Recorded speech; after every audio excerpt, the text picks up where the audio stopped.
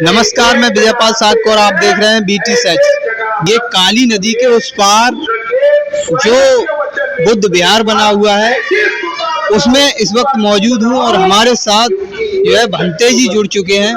तो सर क्या नाम है? डॉक्टर बिच्छू धम्मपाल महाथेरो। आप यहाँ कब से रह रहे हैं? 2006 से। 2006 से। एक बड़ा मुद्दा अभी चल रहा है कि जो संकिसा में उनका कोई औचित्य नहीं है कि वो जगह पुरातत्व विभाग की है और पुरातत्व विभाग जब चाहेगा वो समय सबको हटा देगा, क्योंकि वो जो सनातनी लोग हैं उन्होंने ये 92 में और 94 में दो केस लड़े हैं। वो जब हम लोग सोए हुए थे तब उन लोगों ने जाकर के वहाँ पर कहीं अतिक्रमण के रूप में रख लिया। वो हमारी जगह नहीं है, पुरातत्व विभाग भारत सरकार की जगह है। भारत सरकार जब चाहेगी उसे उखाड़ कर फेंकेगी और जो मूल रूप पहले का था कहीं बुद्ध विहार वो ही आएगा। पहले अचल चैत्य वो स्तूप था जो सम्राट अशोक ने 2300 वर्ष पहले बनाया था। उससे पहले 522 ईसा पूर्व पहले बुद्ध आए थे यहाँ पर, और जिस जगह बुद्ध आए उसी जगह पर 2300 वर्ष पहले अचल चैत्य का निर्माण कराया सम्राट अशोक ने। ये है। कुछ लोग ये बोल रहे हैं कि भगवान बुद्ध जो है स्वर्ग से उतरकर यहाँ पर आए थे, ऐसा विकिपीडिया में हमें पढ़ने को मिलता है। और कुछ लोग ये भी बोलते हैं कि भगवान बुद्ध जो है ब्रह्मा के 9वें या 10वें अवतार है। 9वें और 10वें अवतार नहीं होते। बुद्ध काल में और बुद्ध धम्म में अवतारवाद नहीं है।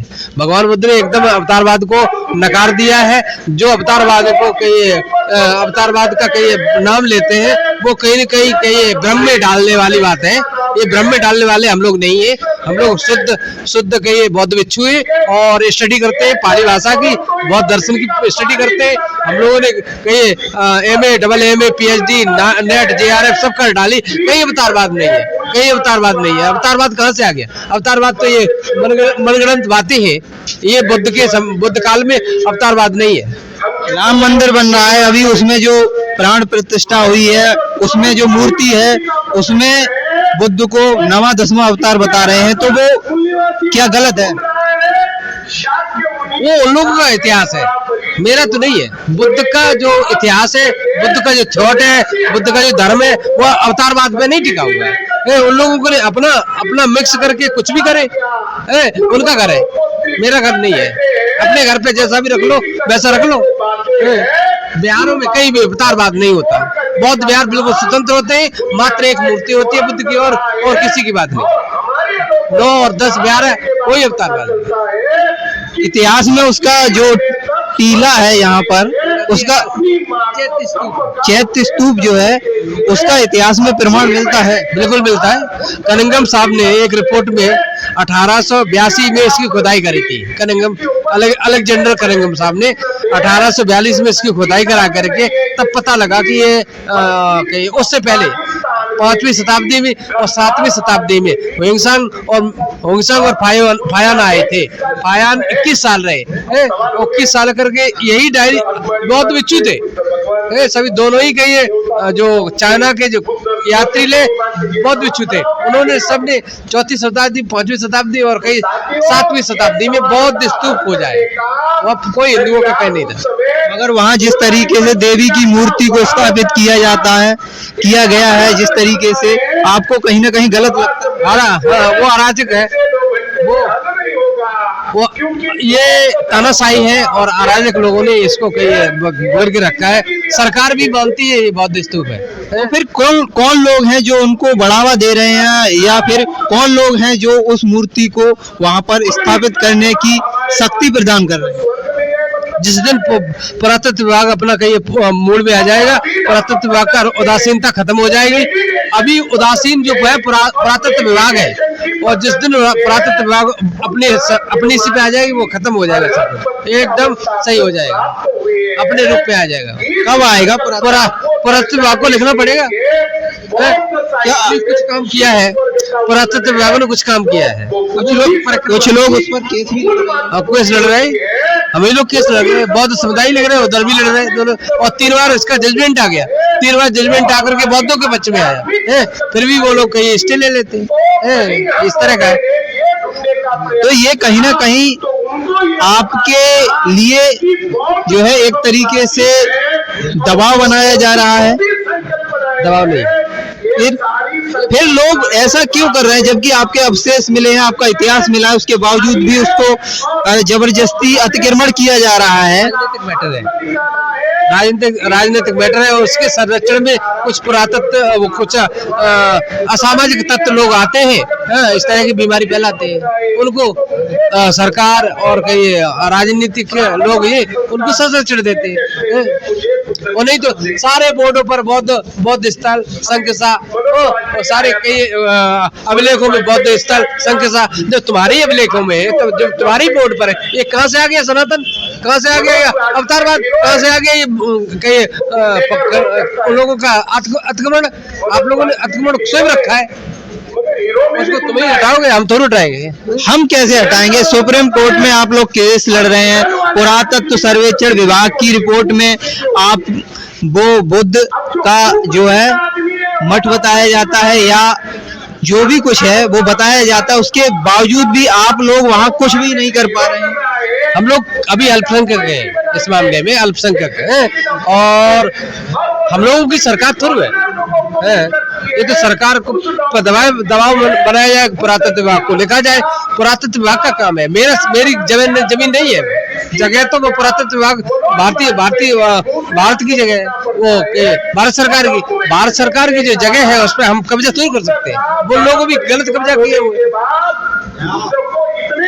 ये बताइए कि कुछ लोगों का मानना है, इतिहास के नजरिए से देखा जाए तो इतिहास में बौद्धों के ऊपर अत्याचार हुआ है, ऐसा प्रमाण कुछ मिलता है। तो ये बताइए, ये बात कहीं तक सही है या गलत है? अत्याचार पहले हुआ था, मुस्लिम पीरियड के समय भी हुआ। उसके बाद के ये जो कुछ लोग ब्राह्मणवाद के की तरफ से भी कुछ हुआ था। ज्यादातर मुस्लिम पीरियड में हुआ है। बौद्धों को कहिए सताना, बौद्धों को काटना, बौद्धों के कहिए बिहारों को तोड़ना, और बौद्धों के कहिए वो बिहारों को तोड़ करके स्कूलों को तोड़ना, जैसे नालंदा है उसको बर्बाद करना, उदंतपुरी वो उसको बर्बाद करना, विक्रमशिला उसको इस तरह से बर्बाद जो किया है ज्यादातर वो मुसलमान लोगों ने किया है। अभी जो है थाईलैंड में एक बच्चा जन्मा है, जो बताया जा रहा है आज तक के चैनल पर कि वो है बुद्ध का अवतारी है, या फिर बुद्ध क्या उसे दूसरा रूप कहा जा रहा है, या फिर उसे जो भी यहाँ पर रहता था, जो बच्चा पहले जन्म में, पूर्व जन्म में, उसे सब याद आ रहा है। ये कहीं ना कहीं सच है या गलत है? ये तो चित्त की प्रवृत्ति है। चित्त जिसका जितना व्यापक होता है, चित्त जिसका कहीं संतति जैसी होती है, मरते समय उसको कोई याद रहेगा ही। अगर थाईलैंड में कुछ बच्चों ने जन्म लिया है तो कोई अलौकिक थोड़ी है, वो तो पहले से भी है। बौद्ध धर्म में पुनर्जन्म माना जाता है या नहीं? पुनर्जन्म माना जाता है। क्या पुनर्जन्म क्या होता है? पुनर्जन्म ये होता है, अगर मेरे पास लोभ दोष मोह है, इस संसार के प्रति तृष्णा है, मोह है, तो जन्म होगा, जरूर बच नहीं सकता है। अच्छा, जन्म होगा, पुनर्जन्म होगा, यानी वही प्राणी फिर से जन्म लेता है। हाले आज से नहीं, बहुत पहले से ये बुद्ध ने माना। बुद्ध ने भी 545 बार जन्म लिया। 545? यस, और 545 बार जन्म लेने के अंतिम समय में वो बोधि वृक्ष के नीचे बैठ करके अपनी तृष्णा को खत्म कर। आप ये बोल रहे हैं 500 बार जन्म लिया, ये किस में प्रमाण बनता है? जातक कथा हुए, जातक कथा हुए। ये बताइए कि मैंने तो ये पढ़ा है कि बौद्ध धर्म में जो है पुनर्जन्म नहीं होता है, बल्कि एक इंसान दूसरे इंसान को जन्म देता है, और एक इंसान का जन्म सिर्फ एक बार होता है। ये एक काल्पनिक तौर तरीके से आप बता रहे हैं, ये सही है या गलत है? गलत है, आपने गलत पढ़ा। बौद्ध साहित्य जो है वो पुनर्जन्म को मानता है, लेकिन विपස්සना के द्वारा और साधना के द्वारा, विपස්සना के द्वारा जो प्रज्ञावान होते हैं और अरहत लोग हो जाते हैं, सोतापत्ति, सकतागामी, अनागामी, अरहत की डिग्री तक जाते हैं, वो लोग ये पुनर्जन्म नहीं लेते। अरहत की डिग्री बता रहे हैं? अरहत, जो अरहत लोग डिग्री नहीं होती, जो प्राप्त करने के बाद जो साधना करने के बाद उसको प्राप्त किया जा सकता है अरहत, और बौद्ध भिक्षु ही होता है वो अरहत बनने के लिए क्या क्या करना पड़ सकता है? बौद्ध भिक्षु बनना बहुत जरूरी है। बौद्ध भिक्षु, और क्या? और ये जो बुद्ध के उपदेश जो है 311, वो 327 जो सील है और उपदेश है, उनको पूरा करके बना जा सकता है, बिना उपदेश से नहीं। आपका क्या मानना है भंते जी, जिस तरीके से लोग बुद्ध को नवा अवतार बता रहे हैं? भगवान बुद्ध का तो अवतार हुआ ही नहीं है। ये तो नवा अवतार एक जो है दूसरे जो है मनवादी लोगों ने उनका नवा अवतार बताया है। कोई 24वां अवतार बताता है, ये बिल्कुल गलत है। क्योंकि भगवान बुद्ध ने कहा जो भी हो संसार में आया है तो बगैर जिसका जन्म हुआ है वो कभी अवतरित नहीं होता है। एक बार जन्म लेने के बाद फिर से व्यक्ति दोबारा जिंदा नहीं होता है, बल्कि उसके विचार जिंदा हो जाते हैं। देखिए, दोबारा जिंदा रहता है, उसका जो है पूरा शरीर जिंदा नहीं रहता है। चित्त जो है, भगवान बुद्ध ने अभिधम्म में बताया है, चित्त चित्त जो है वो हमेशा जिंदा ही रहता है। जो चित्त चैसिक, जो भगवान बुद्ध ने 28 इस शरीर के 28 भाग हो गए, जिसमें एक जीवित इंद्रिय है, वो हमेशा रहती है। बौद्ध धर्म में स्त्री को क्या माना जाता है? पुरुष के समान माना जाता है या नहीं? स्त्री को बौद्ध धर्म में यानी बराबर का जो दर्जा देते हैं, चाहे वो माँ हो कोई भी हो। माँ को भी दर्जा हुई है, वही हमारे पिता का दर्जा है, वही हमारे अन्य भाई जो है जो हमसे बड़े बुजुर्ग होते हैं उनका हमेशा सम्मान होता है, बराबर का दर्जा माना जाता है। और बौद्ध धर्म में बुद्ध धर्म है या धम्म है? ये जो लोग कहते हैं धर्म है, लेकिन बुद्ध का असली वो धर्म जो है वो धम्म कहलाता है। क्योंकि धम्म एक ऐसी चीज है जो प्रकृति की तरफ जाता है, यानी प्रकृति से जो खिलवाड़ करता है वो धम्म नहीं है। जो खिलवाड़ करता है वो धम्म नहीं है। प्रकृति के द्वारा जो धम्म को बताया गया है, जो जैसा था, क्योंकि भगवान बुद्ध ने कहा ऐसे धम्मो सनातन, यही सनातन धर्म है जो प्रकृति द्वारा चलता चला आ रहा है, आज से अंतर चलता है, वही धम्म है। इस धम्मो सनातन हो, ये किस किताब में लिखा हुआ है? धम्मपद में लिखा हुआ है, 5वीं गाथा है, पढ़ लीजिए अभी। तो आज ये जो कार्यक्रम हो रहा है, कुछ लोग ये बोल रहे हैं कि संकिसाम पर जबरदस्ती जो है किसी देवी की मूर्ति लगाई जा रही है, तो इसको आप किस नजरिए से देखते? देखिए, जो संकिसा में जो स्तूप है, मैं नहीं मना करता हूँ, आप दूसरी जगह लगा लीजिए, क्योंकि भगवान बुद्ध की जहाँ अस्थियां हैं, हम लोग उन अस्थियों पर पैर नहीं रखते हैं, लेकिन लोग जाते हैं। क्योंकि मैं अपने बुजुर्ग मेरा खुद का पिता हो, मैं उसके चैत्र में चढ़ सकता हूँ। इसलिए वो लोग जो है मनवादी है, उन्होंने अपना है देवी बनाया है या कुछ भी बनाए। आपको ये गलत नहीं लगता? हमको तो बिल्कुल गलत लगता है, क्योंकि जहाँ चैत्य है, भगवान बुद्ध का अचल चैत्य है, यहाँ कितने बुद्ध आए होंगे? 28वें बुद्ध ये है, 27 बुद्ध और आए हैं, क्योंकि ये अचल चैत्य है।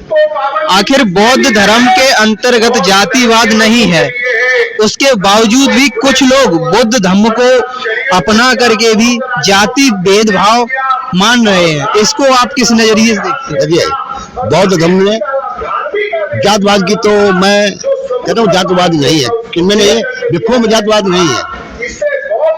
जैसे भगवान बुद्ध से शुद्धोधन ने कहा था, क्या मेरे पास, जब वो चारका करते थे दलित बस्ती में, जब वो चारका कर रहे थे उस समय उन्होंने कहा कि जब शुद्धोधन ने रोका तो उन्होंने कहा मैं चाक था तब था, अब मैं बुद्ध हूँ, ये मेरी परंपरा है चर्चा करने की। तो इसलिए बौद्ध भिक्षु कोई भी जातवाद नहीं मानता है। क्या ऐसा भी हमको मिलता है पढ़ने के लिए जिससे कि एक तरीके से हमारे सीने में आग लग जाती है? जो भी इस देश के 85% लोग हैं, उन लोगों को जब बताया जाता है कि बौद्धों के ऊपर अत्याचार हुआ, क्या ये बात सही है? जो बौद्धों के ऊपर अत्याचार हुआ, ये तो कौन लोग थे जो अत्याचार किए? मैं ये नहीं बता सकता हूँ, ना उस समय का मेरा जन्म किसने किया है, बस ये जानता हूँ कि बौद्ध धर्म का विनाश करने के लिए अराजक तत्वों ने बौद्धों के साथ को जलाया, तक्षशिला में भी जलाया, नालंदा विश्वविद्यालय में भी जलाया, तक्षशिला में कत्लेआम किया गया, क्योंकि उनके पास भी किताबें थी, उन्होंने अनेक किताबें लिखी। तो जो कि विश्वविद्यालय नालंदा में 6 महीने तक आगे रखती रही। बहुत बहुत धन्यवाद।